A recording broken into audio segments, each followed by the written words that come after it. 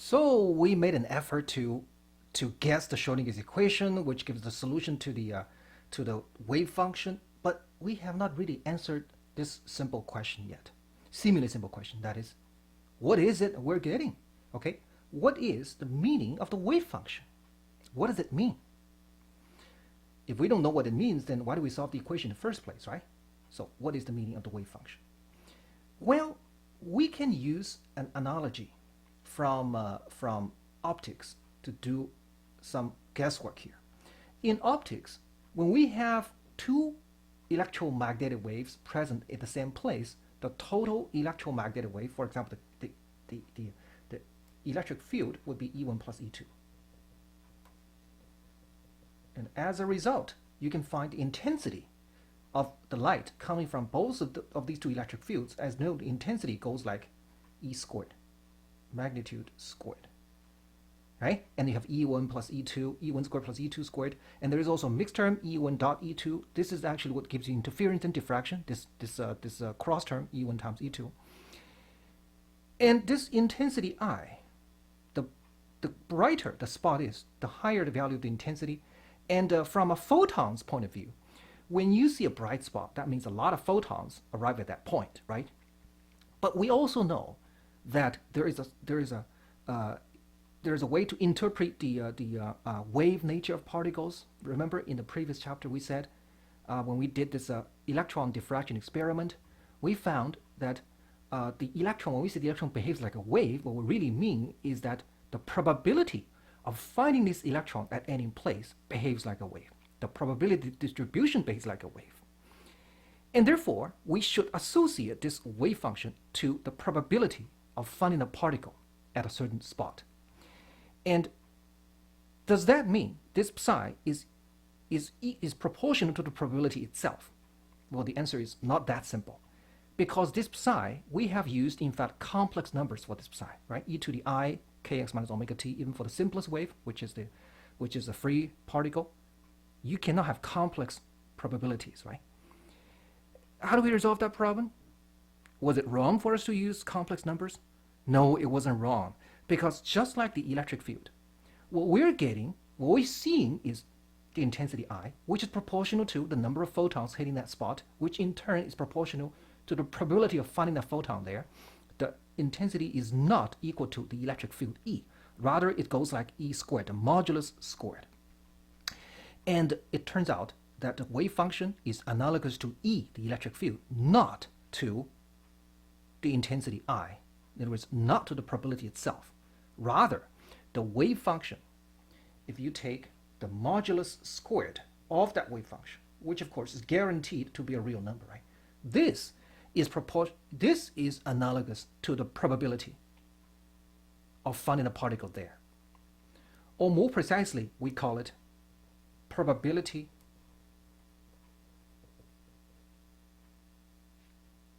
density. What exactly does that mean? It is the probability of finding a particle at a given region per unit volume. Okay, now if you enlarge the volume, you say, okay, what's the chance of this particle being in such a big volume? Of course, the chance will be increased if you increase that volume, right? As you shrink the volume, of course, the chance of finding this particle is less and less. What is the probability density? The probability density is defined as dP dV, V being the volume, dV being the small volume element. So therefore, if I have a little volume dV here, I want to know, how likely can I find this particle in this volume? Well, the probability is dP, okay, dP. Since dV is very small, so is dP. But the ratio of dP over dV, the probability density, is equal to the modulus squared of the wave function. In optics, this is proportional to the intensity, and psi is proportional to the electric field. So in fact, you can say the electric field or the magnetic field is actually the wave function for photons. And the Maxwell's equation actually solve this wave function. This is the so-called statistical interpretation of wave function. And it's not that obvious, in fact. If you look at history, Schrödinger's equation was discovered in 1926. We had the equation first, and we didn't quite understand what the solution represented. We solved it, but what exactly does it mean? What does it tell us? It was not until Max Born in 1928 gave us the statistical interpretation of wave function did we have a good understanding of what psi is and what can it do for us. Psi can be a complex number, it doesn't matter, but the modulus squared is always a real number, and the modulus squared is the probability density. Okay, so let me rewrite this. This is so important. Psi, r, and t doesn't have to be just r. It can be a function of t as well. You take this modulus squared, and that equals to dp dt. Okay, dp dv. The probability density of finding our particle to be within this region, within this location at a time t, is given by the modulus squared of the wave function. And what is the probability of finding this particle everywhere in space? When you have to integrate over dp, right? And dp, therefore, you integrate it over, is this. dv, three-dimensional dx, dy, dz. And then integrate that. What is that equal to? That must equal to 1, because the particle has to be somewhere in space, right? This equation is called normalization condition.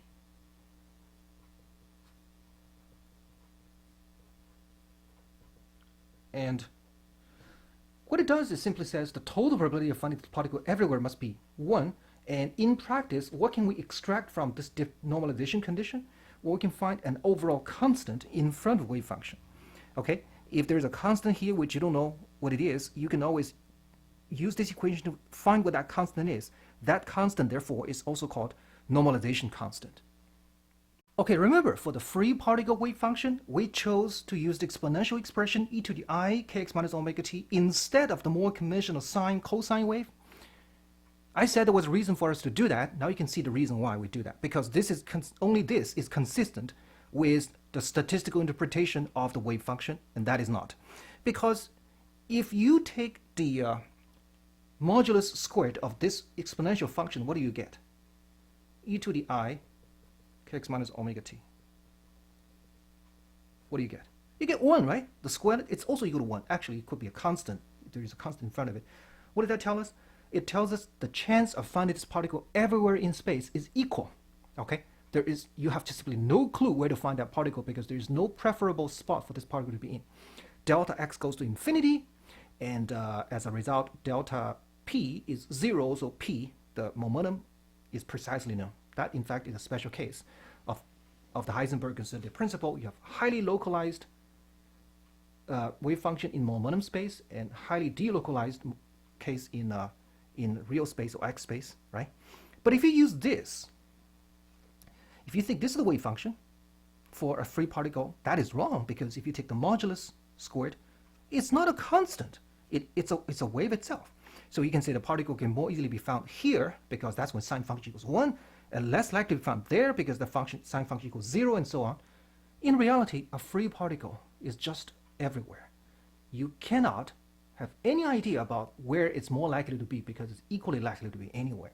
And therefore, using this example, you see, we better use the exponential expression instead of the sine cosine expression.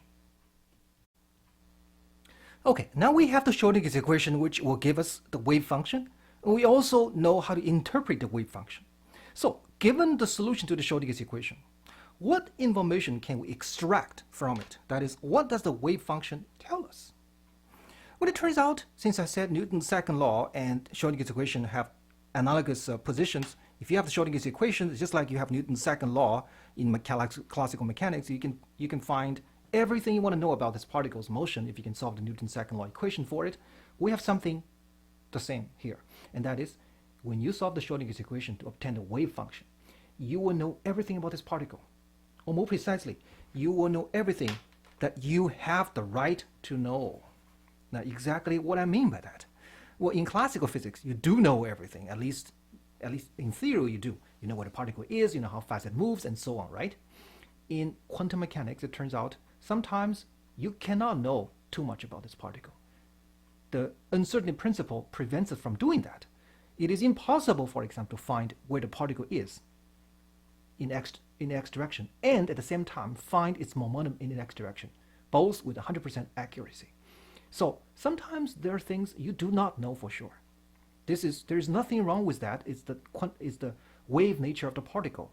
But besides those things, besides something you cannot ask, whatever you have the right to know, okay, you will know it from the wave function. And let's see how we can extract all the necessary information from a wave function. Let's say we have a certain physical quantity, also known as an observable, okay? In quantum mechanics, we also call it an observable. There's a general symbol, we call it A. If you solve the wave function psi, can we know anything about this physical quantity or observable A? For example, the momentum, the energy, okay, the angular momentum, whatever quantity. Can we find any information about this quantity if the wave function is psi? The answer is yes. But how do we actually do that? It depends on what kind of state the particle is in. We classify states into two categories. One is a pure state or eigenstate. Eigenstate, it means pure state. And the other type is called a mixed state. What is a pure state? A pure state is a state in which this particular quantity, observable, has only one possible value. For example, I consider a free particle moving along the x direction. Okay? Its x values do change, right? Because it moves everywhere. Therefore, x, you never know what it is. It can have all possible values from negative to positive infinity. It is not a pure state of x. However, it is a pure state of the linear momentum px along the x direction, right? Because it's a free particle, nobody's bothering it, so its momentum cannot change. There's no force on it. So if you try to find its momentum, you measure its momentum. Whenever you measure, you get exactly the same value, whatever it is.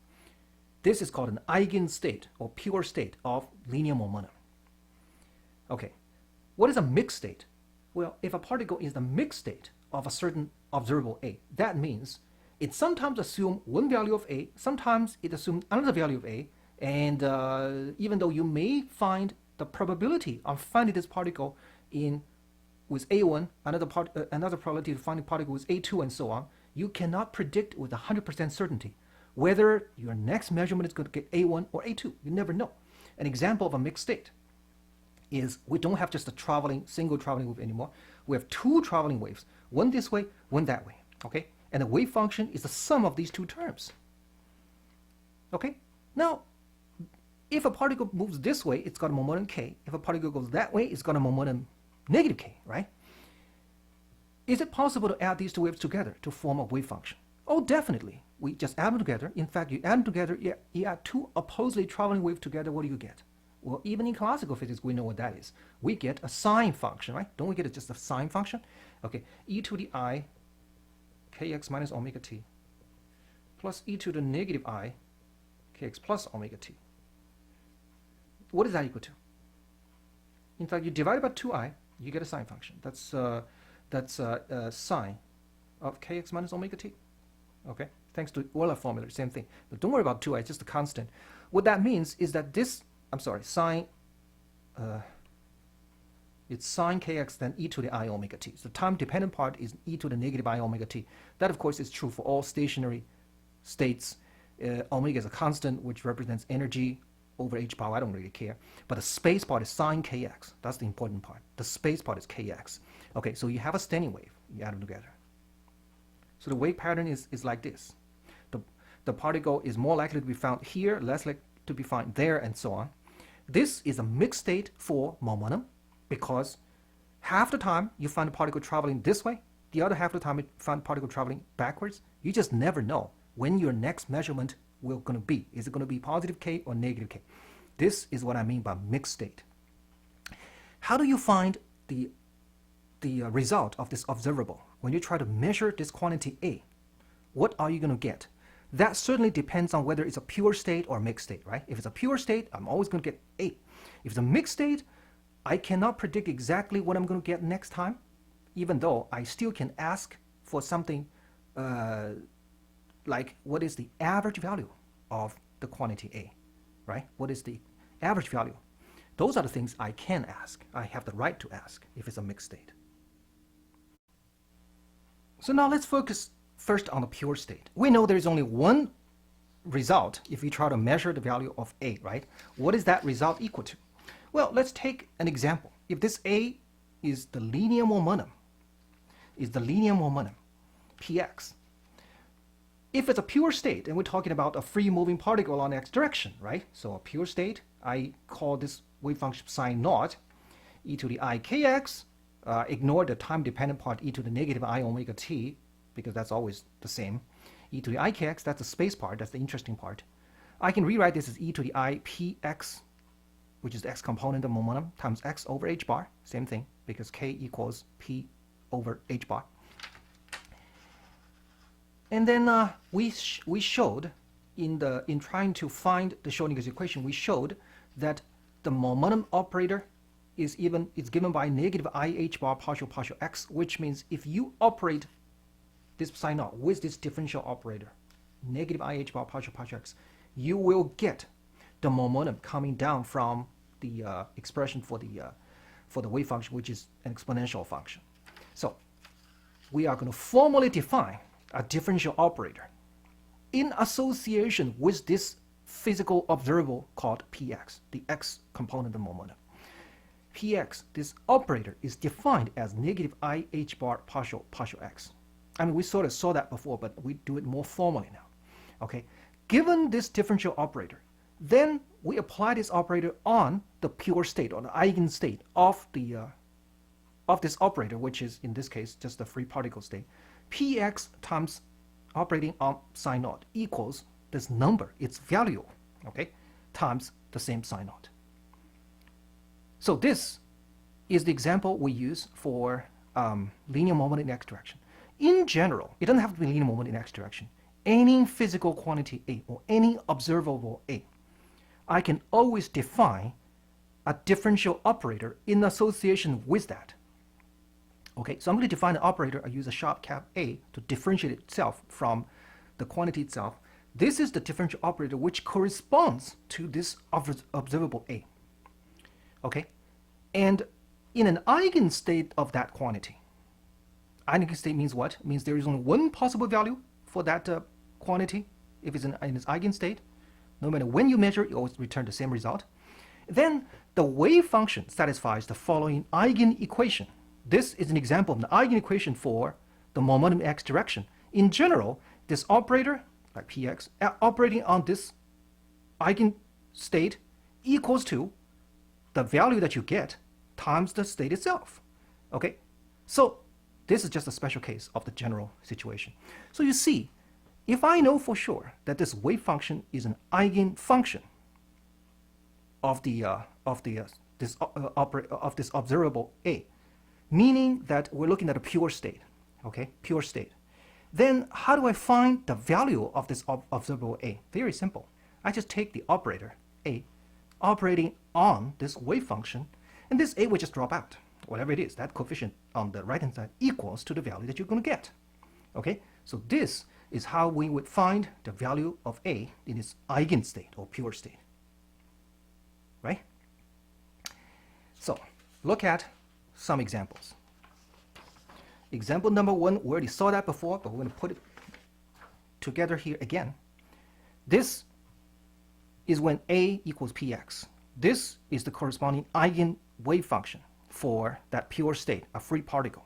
You operate on it, and you just get px, because px itself, the differential operator negative I h bar partial x, is going to get this. Right? No problem.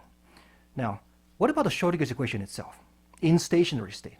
The Schrodinger's equation in stationary state looks like this. Negative h bar squared over 2m gradient squared plus u operating on psi equals e psi, right?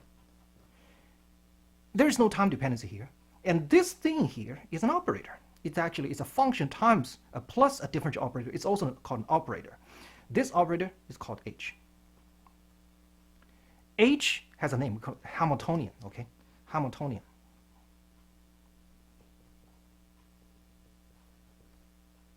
Hamiltonian. This name is not really strange. In fact, it is named after Hamilton, who made great contribution to classical physics, classical mechanics. In fact, in classical mechanics, we have the energy, which often is expressed in what's called a Hamilton-Jacobi equation, and therefore the term Hamiltonian refers to the energy operator in quantum mechanics. It's just a name.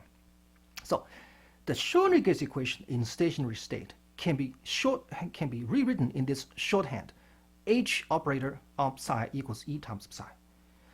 You know, this in fact is just an example of an eigenequation. You see, A psi equals the value of A times psi, right? This A being the Hamiltonian, or really the energy operator.